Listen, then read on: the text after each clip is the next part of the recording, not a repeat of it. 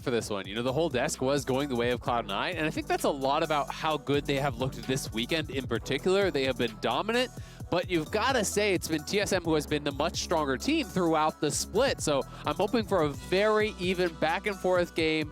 The respect man for the Mundo. Oh, yeah. He showed that earlier this split already, and interesting to see that on the ban table. Yeah, it was looking good. I definitely like what I saw from that top side.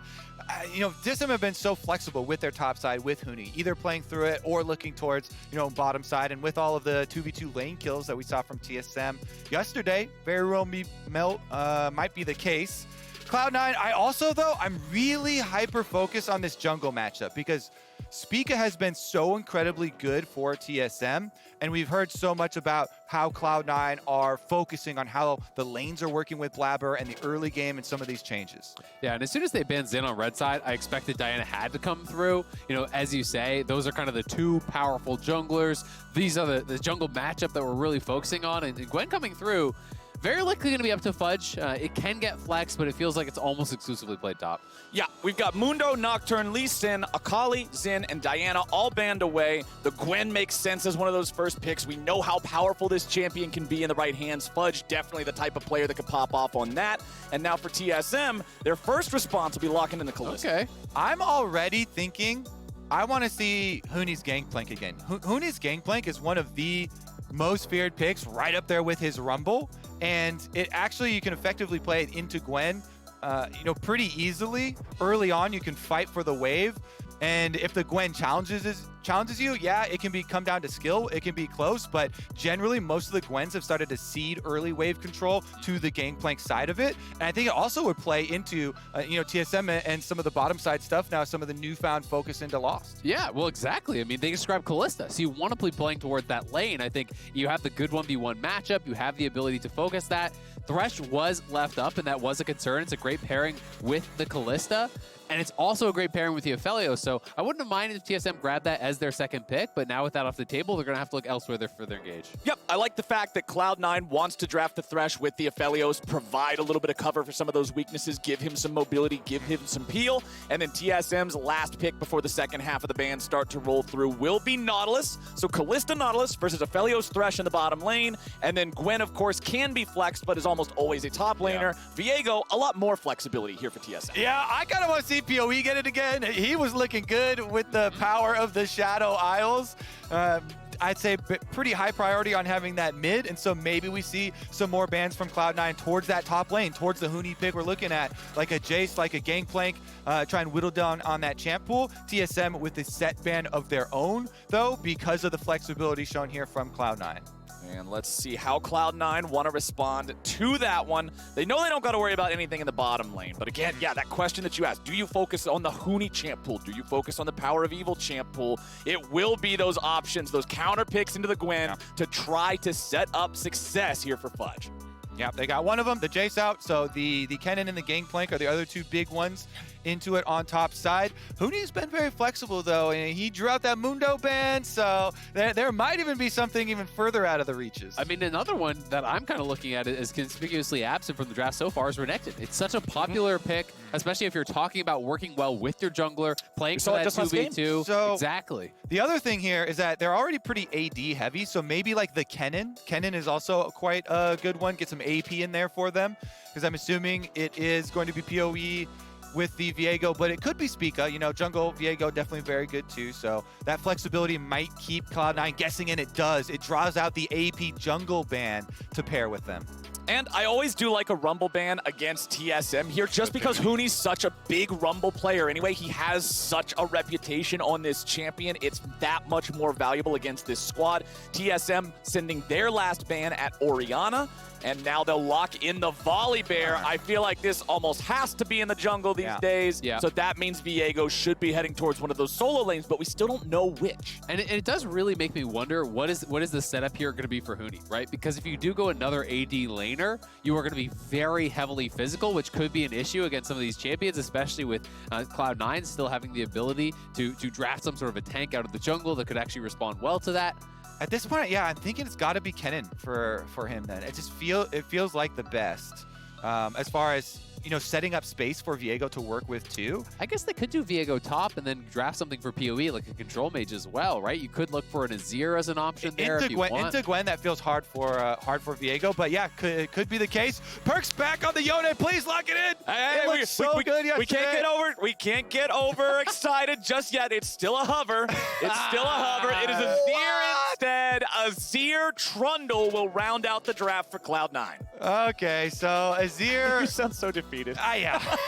You know what I wanted, okay? Baited. Azir at least does play with the theme of the comp, okay? Because you're looking at the overall theme of Cloud9's comp. You have Aphelios, amazing late game. You have Trundle for super beefy frontline. Guess what? Azir gives you more of the late game, more of the peeling for your backline, so it makes sense. And it's what I thought. They're actually just going to flex the Viego, and they're going to go for a control mage mid because they want that AP. They're not comfortable moving towards the Kennen. So through that lens, if Cloud9 had the same read that I did, they could also see the Azir as a takeaway, right? Because Azir has been very good lately, very popular lately. A lot of people are prioritizing it above the Victor, so it is not only a good pick for them, but it is that denial. I've got to say, though, I really like the C9 draft. I think Trundle as an answer into some of these beefy champions like the Volibear can be really, really strong, slowing down some of these melee, disengaging, and it'll be pretty tough, I think, to fight through the box, to fight through these Azir soldiers, and actually get to the Aphelios, who you're going to have to kill off. And it's going to be interesting because we can look at the top lane wave for the first couple of minutes to see, is TSM going to try and play off of this Volibear early pressure and get him a level 3 gank to Huni? That is the biggest question mark for this game for TSM, because there are options later for the Kalista Nautilus lane down on the bottom side of the map, but a first strike on top side, I think would be greatly beneficial to this team, especially if the Gwen opts for the Ignite. Okay, well, that's something that we're going to keep an eye on then in the early stages of this game. Can they get that going? Can they enable Huni to succeed in this 1v1? We know that Huni is a player that when he is enabled, when he is having those high highs, he can play incredibly well. And on a champion like Viego, the sky's the limit. Worth noting, it is going to be Phase Rush here for Power of Evil. That is something, as a mid laner, anytime it's Trundle jungle, I'm going to play Phase Rush pretty much on every champion. You know, this is one of those things that allows you to escape from those ganks very, very easily. It's going to make it difficult for Blabber to pressure mid whatsoever. So Blabber will have to be focused, I think, more on counter ganking this game or potentially attacking bot.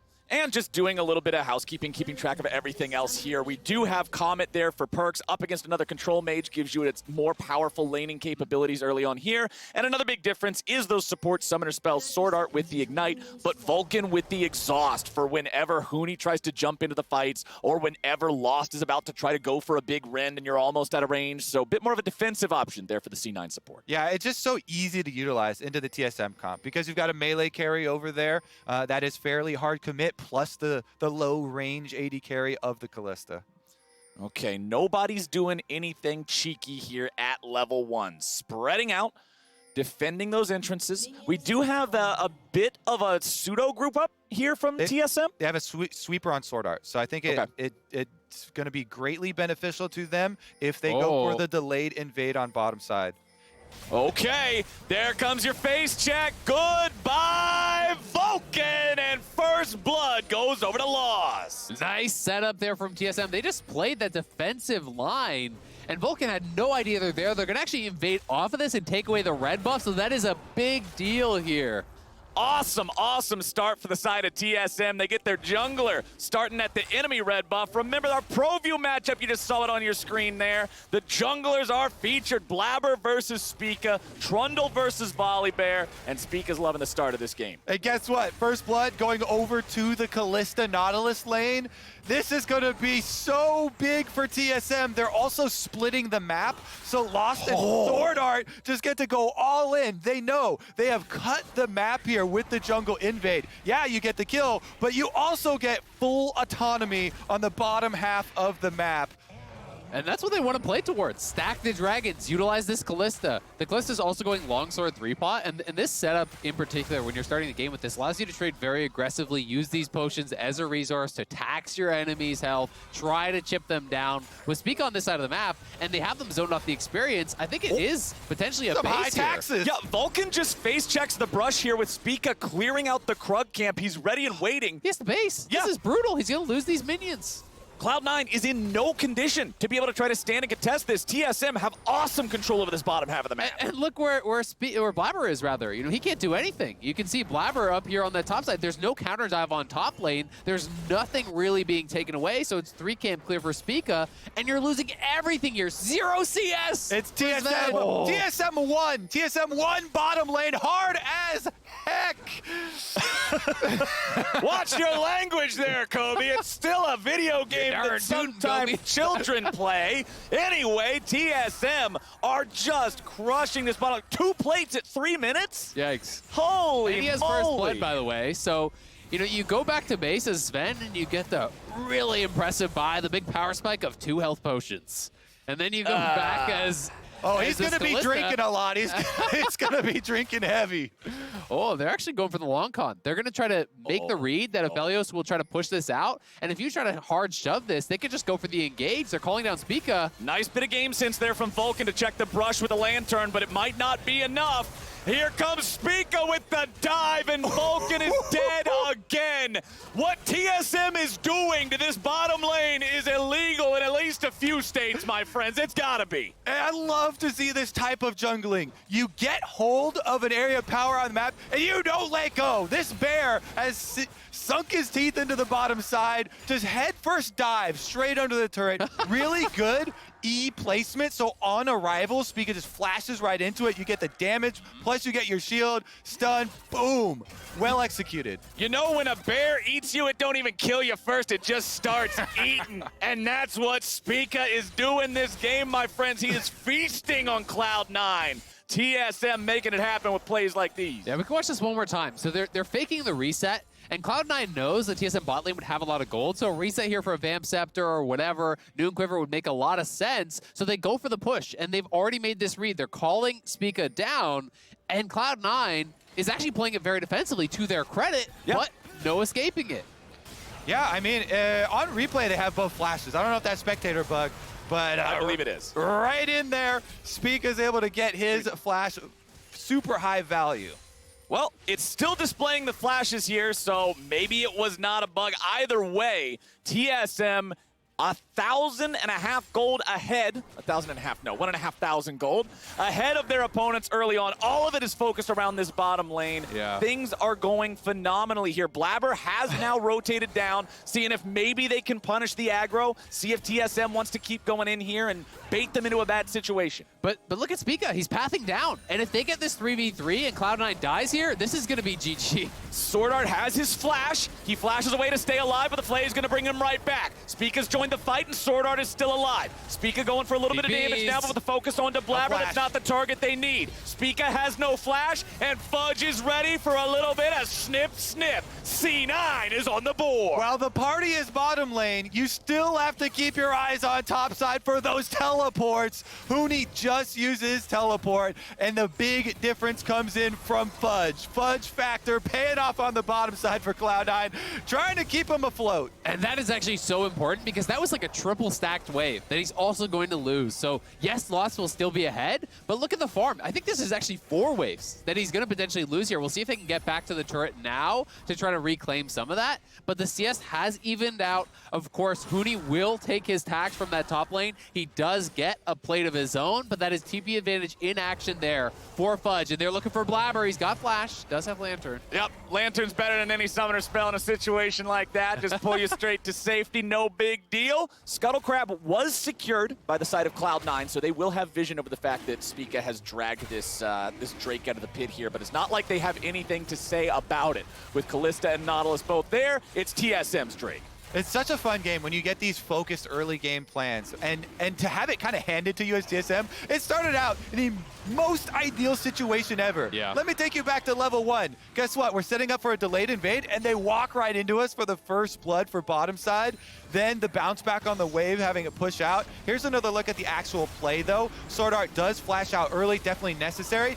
Looking at the mini map right now, you know, Huni just teleported back to top side, so Fudge is saying, hey, I gotta bail out this bottom lane. You know, there's no flash on the jungler because Spica used it in the dive, so we can collect the kill. So Fudge gets paid for his teleport, plus the big denial on the must be like 3 or 4 stacked waves right there into the turret. And I think that's one of those situations where as soon as you're TPing back to top lane as Huni, you have got to be communicating the TP disadvantage there. You've got to be playing, you know, that game where you're telling your jungler not to fully commit, because I think Spica just showing up would have been enough to dissuade the chase. Sword Art had already flashed out, so I think he was safe. So if Spica doesn't fully commit there, knowing the TP could come through, it's just a positive play for TSM, and those are those minor things that you always want to be working on week in, week out. Yeah, I mean, they're just hyped up down there, you know? They're all high-fiving each other. Yo, we stomped them! Yo, they just got 12 CS or so. We're pumped! Oh, okay, a little bit too far. All right, calm down, reorient here in the game. They're still, you know, still have a very large lead in the early stages here with the Cloud Drake picked up on top of the gold. Right, but the important part is for Cloud9, they brought the game back to a reasonable situation. It is no longer a 1,500 gold deficit at 5 minutes into the game. This is much more manageable. They're only a kill or two away now, but it's TSM who are, again, trying to be proactive, trying to start up some objectives here. It's Rift Herald, begun by Spica, but Blabber walks into the river to see what's happening. Huni is also here. Power of Evil will have first rotation over from mid. This is not a fast take coming out of them. C9 might still want to rotate over to stop this. They do have both solo laners heading in now. Blabber wants to try to steal it away, but the steal is not going to come through. It appears that TSM is just a little bit too clean there on the Rift. Yeah, it was just a very, very slight miscalculation on the early Smite there. Smite does 900 after converted, and it was at 9-something. Or yeah, 75 he or missed it by less than 100. And so Spica calmly just able to pick it up right after that. Blabber was trying to sneak in, smite it as it's, you know, it's Huni who got it though. Burn it down a little bit, and they're able to just finish off Rift Herald. So definitely happy to hand it over to the Viego to get that one snowballing for topside, because Huni can theoretically now get full gold for it. Right, that's the one thing to consider here that is the anomaly compared to a normal Rift Herald play where they give it to the jungler so that they can have complete choice over where to drop it. It will most likely just be in that top lane tier 1. And the reasoning for that is that Viego, carry champion here, Volibear, a lot of it is about early game utility, getting your ganks off and more frontline, so the gold more focused onto one of the carry roles, definitely beneficial. And here it is, 974, 65, the last little number there. So, yep. Just trying to time it with a little bit of the extra damage and easily picked up. And credit to TSM, because Spica actually stopped when it was above smite range, started casting his E, so he was going to do an E smite to secure it from that. Right. Knowing that Trundle can't walk in and outsmite him on that, right? So Trundle can't actually walk up and melee it. He smites from range, expecting an auto or something to come through. It does not. So really well played on that smite secure from Spica. Yeah, there's no crazy range seals possible for Trundle. No surprise. Pillar. No Pillar surprise does 1 damage if you hit him with it. They actually were able to remove that because they got some coding in where you don't have to do a damage now to get aggro. And so they, pretty sure they replaced it with that because, back in the old days, you could pop like the old Cinder Hulk explosion and stuff with it. Yeah, there's a little bit of silliness that could be happening, but not here, not anymore. We still have ourselves a pretty close game on our hands, and we have 1 minute until the second Drake of the game spawns. So that first one going over to TSM, there was no contest for it. Cloud9 have made things a bit closer. Still a nice farm lead in the bottom lane here for Lost and Sword Art, which is honestly what you need to see if you have Kalista going into an Aphelios, right? If you're looking at a late game situation, Aphelios will have much more carry power. Absolutely, but they've kept that advantage, and more importantly, they've gotten the dragon control so far. If TSM can pick up the second dragon on spawn here, 2 dragons at 12 minutes, you're threatening that 22, 24-minute soul, and that is really, really powerful. Yeah, it's a bit of a race because TSM, they have so much influence with bottom's triangle, basically, Kalista, Nautilus, and Volibear. This is actually seen by the wards, and it gives Cloud9 enough time to vacate the area, but the damage is still going to be done. It's another minion wave being zoned off here as Ven and Vulcan have to go super far back to their secondary turret, and it's all prepping for Dragon number 2, which TSM should have a pretty easy time to continue stacking. And it's not like they've got a hard cutoff either, because they gave themselves outs in Champion Select with the Victor pick. So they don't have this every lane has like super poor scaling. They do have options. Whoop, here we go though. Power of Evil gets shuffled right back into the waiting arms of the Cloud9 jungler, and Perks cashes in, making the play. That was actually really well played. Sweep him back in, wait till after he flashes, then pillar him. There is no getting out of that. You just can't escape. Yeah, that mid lane's just speaking of that one. It gets killed off real quickly. No flash on Victor either. Is going to be super vulnerable. And the timing. Cloud9 really intelligent timing on this gank. Okay, well, never mind. We got a fight breaking out already. TSM looking to grab this first kill into Vulcan for free. He did not want to be there, my friends. Cloud9 lose their support, and they lose the Dragon. I've got to say, I'm surprised that Fudge TP'd back to top. I think that is a response to Viego having the Herald in his inventory. But if your team is looking to actually set up for a challenge there on the Dragon, why are you TPing your Gwen back to top, who doesn't even have an ability to interrupt Viego's teleport? So it seemed a little bit miscommunicated there between Fudge and the rest of the team. It definitely is split because two things popped up at once, so you can kind of see your way into it in the constant game.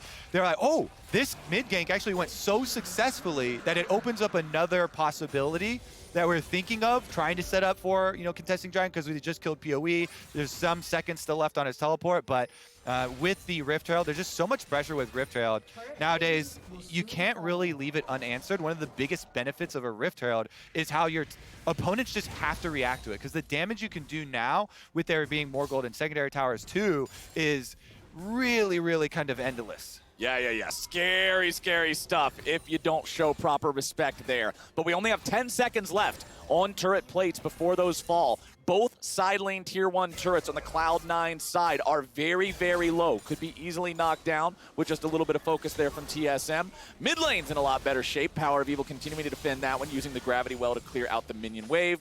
But he's got to be so respectful. As you already pointed out, Azael, without the flash, Victor is incredibly vulnerable here for the next 2.5 minutes. It'll be so easy for Cloud9 to make a return play there. And that money funded Perks Leandri's here. It got 200 gold cheaper, so he's got a very nice power spike on the Azir, got a bounty for himself, been farming quite nicely. Cloud9, they have been biding their time, okay? Bottom lane was on fire early on, but not panicking. Yeah, I mean, the gold is almost back to dead even, right? And Cloud9 does, we can't forget, have better scaling here. The Azir, the Gwen, the Aphelios, all incredibly powerful late game champions. Trundle's utility against someone like a Volibear, just turn him into paper in that 5v5. Cloud9 has gotten themselves back into a comfortable position, and now for TSM, their advantage is largely riding on getting Soul, but it is Cloud. It is not Infernal. It's not one of those kind of GG Souls. It can be very powerful, but I'm sure they would be preferring to see Infernal, Ocean, these other ones. I also love playing Trundle into Nautilus.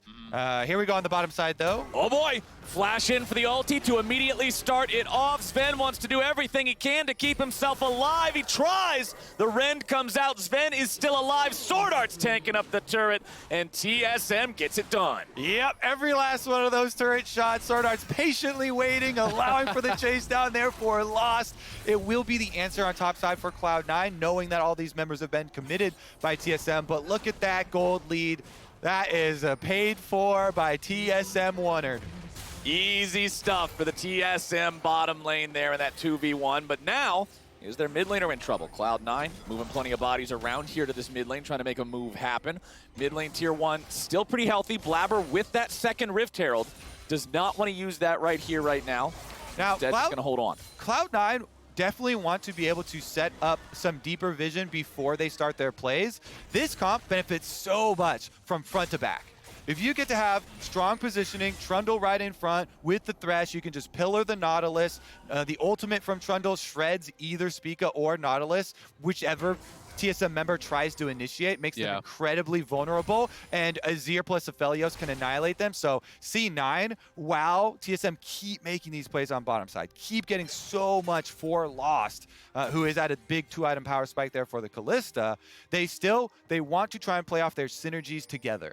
Yeah, and I mean, one of the things I always love to do when I am playing this Trundle jungle, and you have a really strong backline, is actually just pillar out the enemy backline, right? Their frontline engages, you actually just pillar out the Kalista, pillar out the Victor, push them back so they're not actually hitting your frontline, and your Azir and Aphelios are shredding the enemy frontline, which you also have that ulti down on. But TSM doing a good job of extending the goal lead. It had gotten back to just about parity, 2-3 minutes ago, and now again up above a 3,000 gold lead here. The next Dragon up in a minute. TSM will be there on spawn. And so much of this gold lead is just hard concentrated on Lost. 41 CS ahead, 3 out of 4 of the team's kills. Andy has an assist on the one that he didn't get. This Kalista is a force of nature here in these upcoming fights, and TSM are ready to play around him. Remember the last time these two teams fought, it was actually a Lulu Kog'Maw bottom lane from TSM, so they had sort of that late game insurance policy. It was fine to just sort of ride it out. Now on this more aggressive pick, now on this champion that wants to play around the mid-game power, I want to see them play around Lost. And I actually think that Cloud9 should try and trade top turret in exchange for this Dragon number 3 because of the position of Lost right now. So powerful. This is Kalista Dream scenario, with the shield bow plus the Rage Blade so early on. So they do just that. They take the guaranteed gold on top side with top focus. They're going to give up the next Dragon positioning to TSM, say, hey, you can have your soul point. We will fight you on the one that actually gives soul, and they get paid for doing it. They're going to go for the tier 2, which is worth even more gold. So I love this even more. Push this up. You know that all the other TSM members are down on the bot side. So take both towers, really get paid, even out that gold before soul point. It's that Rift Herald must be answered factor of the game now. Really big influx of gold here for Cloud9. But again, TSM, their eyes are on the soul. So those two turrets together will alleviate about 1,500 gold of that deficit, brings us back to a 2K gold lead here for TSM, which 19 minutes into the game is still a good lead, especially when you consider the bonuses that they have that aren't reflected in that, like the Drakes that they've picked up, all 3 of those here so far. And the completed items, right? You've always got to remember that when you finish that item, it's worth so much more than the sum of the parts. So the fact that this second item is already in for the Kalista, Lost is ridiculously strong, but TSM want to keep pressing. And it's going to be these next 5 minutes that a lot is going to be decided. Vulcan's going in, and Perks is right behind him, but Spica is not the ideal target. TSM immediately ready to turn things around. They kill Sven off instead. They will take that one every day of the week. TSM with 1 kill under their belt, nearly finding 2 more. Death sentence from Vulcan won't get a thing. But TSM went out in the fight. You see how hungry PoE is too? He even goes in for the extra deep dive there with Victor and flashes out.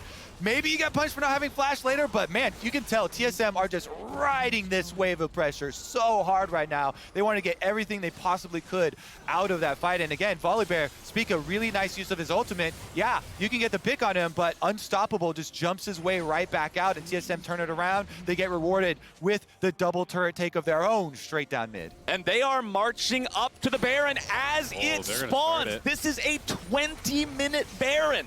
Yes, Cloud9 will have that scuttle crab vision over the area, but Cloud9's mid laner is dead for 20 seconds. And they have flash to turn on Nautilus, right? You've got flash, hook. Cloud9 knows that the ability to turn is there. They have the Kalista for the secure, so they're not even going to show up. And all of a sudden, TSM, big fight mid. They knock down the towers, they take the Baron, and they are so far ahead. I really think a lot of early game focus and priority is the way to go. Having some agency, some game plan early on.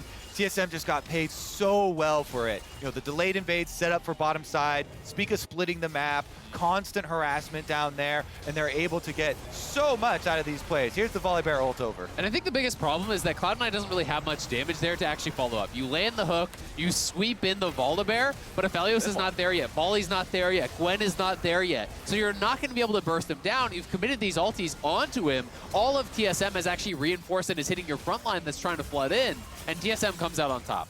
TSM have an incredible lead now in this game, and they can make it that much stronger here with this Baron for the next 2 minutes.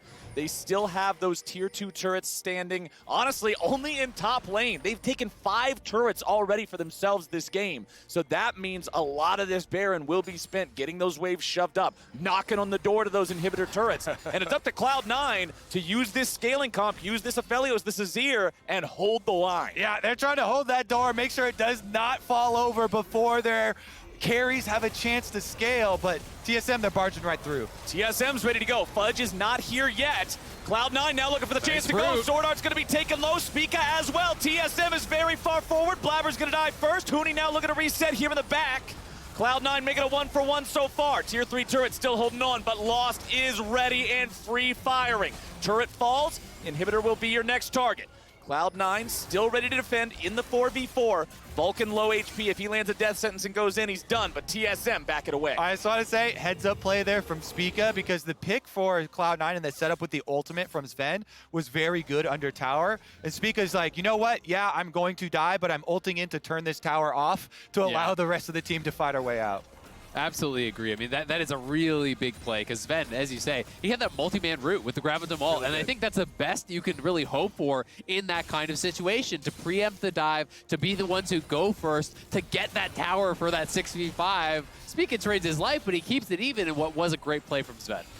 And now Cloud9 continue to hold on. 30 more seconds on that Baron. So let me ask you guys, we've talked about the power of the scaling for Cloud9. We've talked about how the late game looks for these champions. Azir is currently on 2 items. Aphelios is on 1.5. What do we need to see the 3-item power spike from both?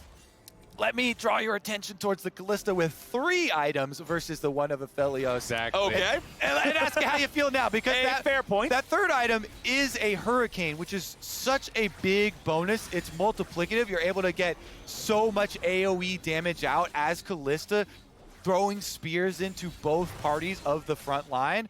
It just feels like this is the way of the new game, where since there's more gold just on the map now, with 250 gold in every secondary turret, it does further incentivize trying to get that lead early so you can continue snowballing, continue pushing ahead, getting those objectives. And guess what? Cloud Soul is just another one on the checklist for TSM, not a C9 member in sight. Yep, they're letting that one go. Cloud Soul completed, but what this does mean is Cloud9, if they can hold on for the next 6 minutes, could go for one of those Elder YOLO plays. If they feel like the game is slipping away so far that you have to do a Hail Mary to try to win, Elder Dragon is the place to do it. So 6 minutes from now, we'll be looking at that. But TSM, they'd love to end this game before we even get there. Absolutely, and it's going to be a lot harder now for Cloud9 to actually get picks on some of these members. You know, you want to go for someone like Victor, but he drops the ulti, he procs the phase rush, he procs the Cloud Soul. This guy's Usain Bolt running around shooting lasers. I also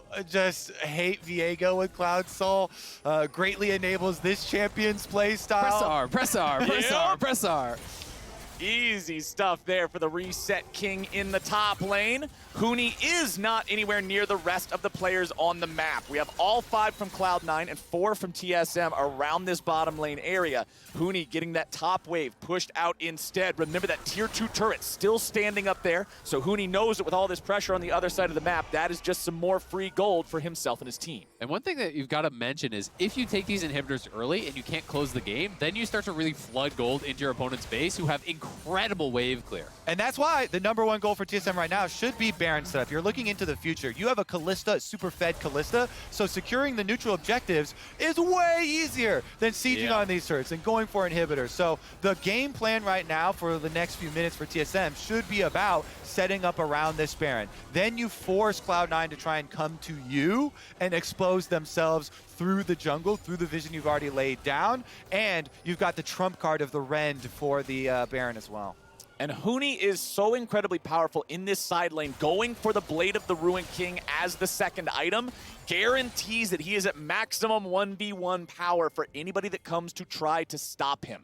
Right now, it's Perks up there just clearing out the waves, obviously not looking for a full-on fight, but Cloud9 must be cognizant of the fact that we are under 30 seconds to go before that Baron spawns, and TSM would love to rush it again. I really like the buy here from Spica. Grabs the Anathema's Chains. It's a cheap item. You can get the completion before the Baron, and very likely attached to Perks, who is kind of the hope right now for Cloud9. He's closing in on those 3 items. He's going to be dealing a lot of damage and reducing not only the damage he deals to you, but the tenacity. So if you can actually stun up that Azir, that is a big deal. This Baron's got to be gone. Look at that. They've got Trundle bottom side of the map. So Cloud9 are making the call. Hey, we cannot go into Fog of War right now versus this TSM squad. They're too fed. We can hope to try and fight them at our towers. What can we do? Nothing. Where can we go? Bot lane. Well, maybe we can get a secondary turret. But again, it's the same idea of we can't win that fight on the neutral objective. We saw this exact thing earlier from Cloud9, and it was intelligent then not to fight over the dragon, which was lower rewards, but try and get those top towers and try and get some money back for themselves. They are just placing their all-in bets on defense at their inhibitor turrets. Only problem for them, there's no inhibitor turret on bottom side. That one's open. open. And I think the only thing they're actually going to go to defend, to contest, will be their Nexus or Elder, right? Because a lot of people do feel you give Elder, you give the game. So I think we are going to see them make their stand in 2.5 minutes if TSM does not force their hand before. Especially because TSM have so many tools in their champion kits here. Volibear can turn off the turrets. If you have Elder, you're like, we're coming for the dive. We've got the extra power for the team fight. Just turn off the turret, and those few seconds can be swarm right inside. And the timing of things is going to make this these upcoming minutes very stressful for Cloud9. You've got 2 minutes of having to defend and endure against the second TSM Baron push, and then right after that's done, there's about 12 or 13 seconds separating them, Elder Dragon will spawn. TSM has the ability to control the map, push out all the waves, use the Baron, and then set themselves up to have prio over the Elder. Cloud9 must navigate this very, very wisely. And I think that's a good point, because when you're corralled into your base, you have no ability to get vision, right? You have no ability to actually be ready for that Elder Dragon, because you're getting pressured in, you're just focused on wave clear, and then all of a sudden, as you say, there's this 15-second gap where TSM is going to have full vision of the map. They're going to be ready for that Elder on spawn, very likely. And you don't know, are they waiting in a brush? Are they rushing down the Elder? Do we face check immediately? What do we do? It's such a hard situation to be in, but it is reality here for Cloud9. They're grouping up here in the top lane underneath the tier 3, looking to defend the base. Remember that the tier 3 turrets are still intact and very high HP in both top lane and mid. Inhibitor is exposed in bottom lane, but TSM don't want to overcommit for that. Cloud9's defense going well for now, and only 1 minute left on the Baron. Yeah, I think the only way they could have got anything done there is if they actually were able to stall and sync their mid plus top lane wave. But already I killed out that extra minion wave, so since you can't sync it for the timing, it makes the rotation easy for Cloud9. And since bottom lane was lagging so far behind, they didn't have another point of pressure to work with. So TSM make the call. We're not going to overextend during this Baron play. Yes, it's going to run out in the next 30 seconds, and we won't actually get inside the base with this. But Elder Dragon is also coming up in 35 seconds, and we don't want to make a blunder right before that comes up, because that's a slingshot. Exactly. Yeah, they've got to spend all their gold before this. They know the game could be decided here. Perks does get his third item. He has the Nashers, but unfortunately for Sven, he's not going to get to the IE. He just has pieces here. So missing out on that completion is such a big deal potentially in these team fights. And Huni looking to set up a potential angle here for the flank, but he is a little bit out from his team. Cloud9 is trying to use Perks as bait. They want to have TSM overcommit for this. A little bit too good. Perks already losing 2/3 of his HP as Huni jumps in with a stun and a stab with the enemy mid laner under half health. He has to go back to base, heal up, use the teleport to join in the fight. But the TP's coming in now. Cloud9 is ready to go. Fudge has already joined the fight. Perks is going to be coming in next. Fudge taking a little bit of damage. Perks looking to disengage, but now he's going to have to re-engage right back towards TSM. Fudge staying alive here with a W. Perks still separated from everybody else, and TSM is going to be chased away. It cost both of Cloud9's teleports, and TSM are coming back in now. Fudge with a nice stasis, keeping himself out of harm's way. Sword Art drops down the ulti, and it's chasing after the Cloud9 top laner. He does not have a lot of tools left, but they're going in on Huni. Spica jumps right back into the fight, and now a stasis of his own will keep him alive. You've got Trundle in the front line, and Blabber has to flash out, looking to survive himself. Another stasis comes through, but snip, snip. First kill of the fight goes over to Cloud9. Another death sentence, not going to find the mark. It's been so close so many times for both sides, but TSM is going over to Elder. Cloud9 versus TSM always delivers, and there's another fight ready, Flowers. This Elder Dragon is under attack, and Cloud9 don't want to let it go. Cloud9 have the numbers advantage, but health bars are injured so severely. Elder Dragon's going to be taken down by TSM, and they're looking for more now. They'll chase after Vulcan and get the first execution. Sven is left alone and has to flash over the wall to stay alive. Huni goes forward. Huni goes in. Sven goes home. TSM goes big. Cloud9 got the first kill, but TSM get the objective. And guess what? Elder Dragon buff means you get a key to unlock the base. Man, power of evil in that fight. 1v4, zoning them off the Elder. Gravity field on one side, lasers on the other. Cloud9 does have 3 members alive, so the game may not end just yet, but TSM is pressing here, and Sword Art's out on the map trying to make his way back to the team. Sword Art will not be able to join them immediately. TSM, 4 versus 4 in the enemy base. They've got that Elder. Lost, losing a bit of HP here. Power of Evil moving forward, trying to use the Chaos Storm for the last bit of damage onto Perks, but he will not get it. Cloud9 maintain the defense for now. TSM not going to focus on the Nexus. Instead, going over to the other lanes. They've got quite a big wave ready to go here in mid, and they want to push it up, but now they'll back away. They don't want to overcommit.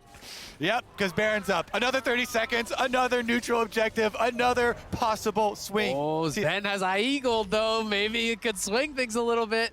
He's going back. He's got to be able to shop and then make it to the Baron, though. It honestly just looks like it's going to be another TSM Baron rush without Cloud9 being able to really contest this. So, hey, they've already done it twice. Why not make it 3 times? TSM will go for the Baron as soon as it rears its head. And at this point in the game, with these items and these champions, say goodbye to your health bar, Mr. Baron. You are a big dead worm. Yeah, also, they've got Gwen still pushing bottom side, so definitely not going to fight this one. Numbers disadvantage. Cloud9 still trying to play that defense. They've got 1 inhibitor down, but a single inhibitor down bottom side is something you can deal with. It's all about this team fight. There are 27 seconds left on the Elder Dragon, so that minion wave is a critical minion wave for C9 to try and take down. You see Sven trying to do everything he can, even hooking in the minions right now, try and kill this wave off and buy some time for Elder Dragon to dissipate. Exactly. Items don't matter right now. Time is the one thing you're trying to buy. Wait for that Elder to go away. 7 seconds left means TSM will be able to hard force this tier 3 turret before that buff fades, but now it is gone. Cloud9 looking for the chance to fight before they lose any more inhibs. Sword Art here on the very front line, but he's going to be pulled to safety back by the Kalista now. Blabber's going to get focused and killed immediately. Fudge staying alive thanks to the W. TSM will manage to get the enemy inhibitor. It is a 1-for-1 trade. They take the jungler, they lose their support, they take their lead. It's just so back and forth here. TSM have been in command for so long, but the scaling is kicking in for Cloud9, and they're having trouble closing the door here, finishing that game out. It is getting more and more even in these fights. A lot of 1-for-1s. TSM still in the driver's seat, though, and they've knocked 2 out of 3 inhibs down. Yeah, there's 3 doors to the base. They knocked down the front door, they knocked down the back door. Now that's all that left. Coming through the chimney. Okay, Blabber's going to be alive in 5, so they're backing away now. They know that even though Sword Art respawns at the same time, it is a long walk for a big, slow boy to get down to the enemy base. So TSM will again back away. 1.5 minutes left here on the Baron buff. They'll still have more time to use it. And then, hey guys, 2.5 minutes from now, Elder spawns again. Death cap completed for Power of Evil's Victor, level 18. Pretty much max build. He's got double Zhonya stasis here with Zhonya's and stopwatch. So lots of playmaking for this very high damage mage late game carry for TSM. And this is the out that we talked about. TSM drafting themselves so they weren't completely bottled into the early game. Absolutely, and it's going to be really, really strong, but for Sven versus Lost, I mean, Lost is full build now. So this is your peak of power. You've got the double stasis on your mid laner, death cap complete. You are full build with GA on Lost. You want to end the game now. You do not want this to drag on and allow Cloud9 to keep farming, keep closing that gap as far as the items go. Well, Fudge has only just now joined back up with the team. Sword Art's going to take the damage here on the front yet again. Mid lane inhibitor still alive, but being taken down rather rapidly. Fudge staying alive again with the power of the W. Huni having to ult out backwards. TSM will get the inhibitor, and that is huge. That is all 3 inhibs now down. Double super minions in every lane. Now that is something that very, very few teams come back for.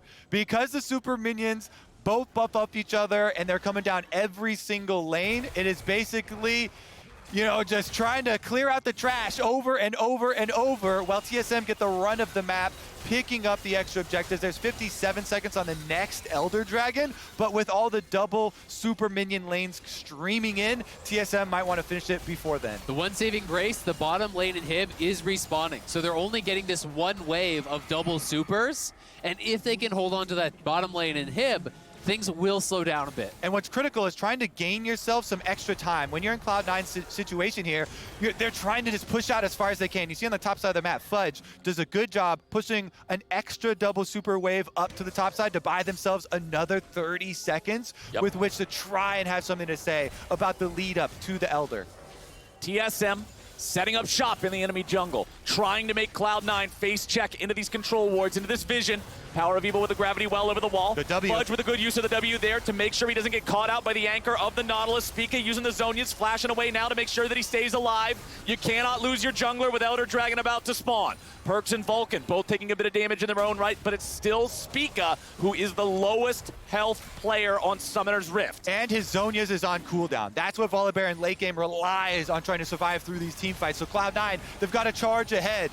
Cloud9's ready to go. They know that TSM's able to burn this down very quickly. They've got the Rend ready. Cloud9's moving in. They have to do or die now. Vulcan's down to about 5% HP. There's the first kill on Perks. It's already over. It's already done.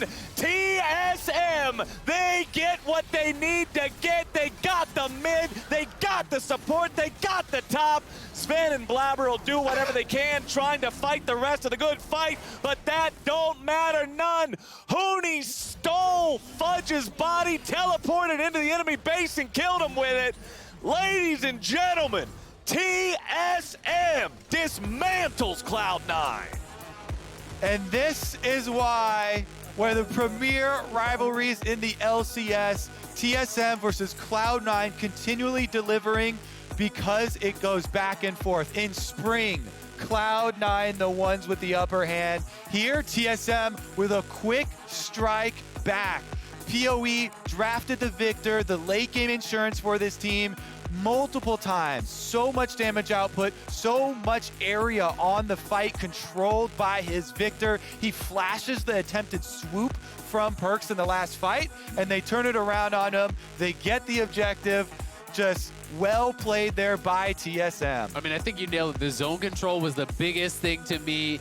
Cloud9, because they were penned in their base, is always the second one to the objective. And every time they're trying to enter, you have to walk through the gravity field. You walk around that, now you're in the laser. Then he drops the ulti. They're delaying, they're making the setup for the fight so impossible. And I've also got to give credit to Spica. The play around the bottom lane, coordinating with this bottom lane that traditionally has not been the strength of TSM this split, was so damn good. They put Sven and Vulcan incredibly behind right off the bat. Yes, Fudge was able to swing in a bit with his TP, but that was such a point of power for them. I mean, Sven ended the game 2 full items down on Lost. Right, and when you brought up specifically the point about Sven not being at that Infinity Edge yet, when you looked at the farm at that state of the game, he was 50, 60 farm behind his opponent, right? If that bottom lane doesn't go as tragically as it does for Cloud9 early on, Sven hits breakpoints earlier, it might make the difference that can change the game earlier. But that's all shoulda, woulda, coulda, maybe. It doesn't matter because TSM crushed the bottom lane. I think there are just so many different things that Spica did well in this game. It was my vote for player of the game. It was between him and the bottom lane. Good brain, mine too. Well done, well done. Honestly, brain. just especially because you're playing so much to the things that you have drafted, and with it being so focused on bottom side, you can say, hey, they got such a good early lead with Thresh walking right into them level 1. That's ideal scenario, but it's what you do with the opportunities that arise in front of you to get the most out of them. I mean, I think that's exactly the point, right? It's so easy to actually just say, oh, well, yeah, you just play to your winning bottom lane, but to find the right timings, to always be in the right area at the right time, to set up your path for that, I think that is what really impressed me most, and they executed so well on this winning bottom lane against a comp that was going to outscale them, that they couldn't play against, from an equal position. You had to get this lead. They did, and they win the game off of it. And thus ends another chapter in the TSM versus Cloud9 rivalry. We're heading to another break, but after that, Raz will be breaking down some neighborhood tactics, and Lost will be joining the State Farm Analyst Desk. We'll catch you there. Happy 4th of July.